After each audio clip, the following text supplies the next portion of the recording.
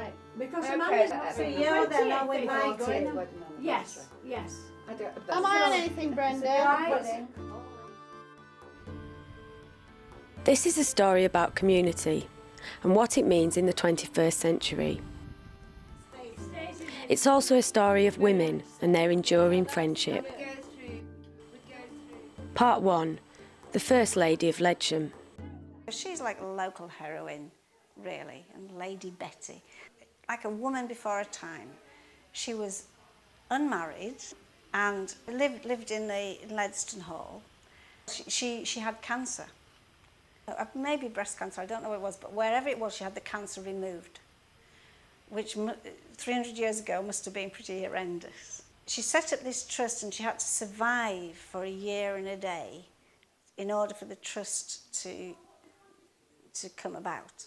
And she did. The trust still runs today and still has thousands of pounds in it today. Anybody that lives in the villages or has been to the school falls on a little bit of hard times, particularly educationally, they can apply to this trust. And there's money in there still from this 300-year-old trust that they can go for. Part 2. Ladies' Luncheons. This is 5 Manor Garth in Ledsham, where Jan lives. This leafy crescent is where Ladies' Luncheons began over 30 years ago, and Jan is an original member. Everybody knows that this happens, and anything gets shifted for ladies' lunch. People work everything around, like our husbands, they cannot do anything. They know that ladies' lunch is that day, and it is kind of a little bit religious. This monthly tradition began as a group of young mothers getting together for tea, but has since evolved into an entire day's affair. What set Ladies' Lunch off was we used to have coffee mornings when our children were very small, and coffee mornings got very posh and very long and went into lunchtime. And then we did Keep Fit mornings, if you all remember. Keep Fit mornings, and then we used to have cakes and buns. Afternoon tea. And afternoon tea, after Keep Fit, mind. These are like home videos. And then we went on to Ladies' Lunch. So I think it probably was about 3 years after that we started Ladies' Lunch. So maybe about 30 years we've been doing Ladies' Lunch. So what makes Ladies' Luncheon so important to these women?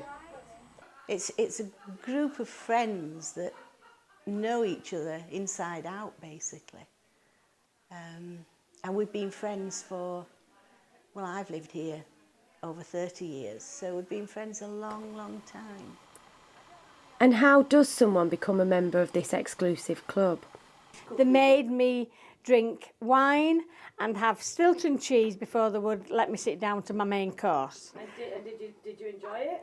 No, but I had to do it.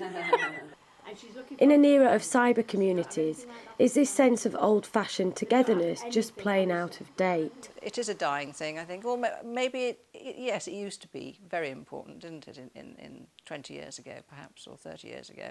Certainly in my mother's day it was. But I wonder if the children will carry it on. I spent a week in Granada, and it was just wonderful seeing that family unit again, which I feel a lot of England has lost, you know. We still managed to maintain it here in the small village of Ledsham, but when you get to the big cities and all that, you know, people have lost all these units, haven't they? As this monthly tradition endures, maybe it's the spectre of Lady Betty, which upholds the values of friendship and community in Ledsham.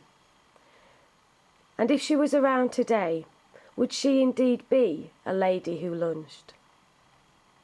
Now would she? That's a good question. I think she might be quite appalled.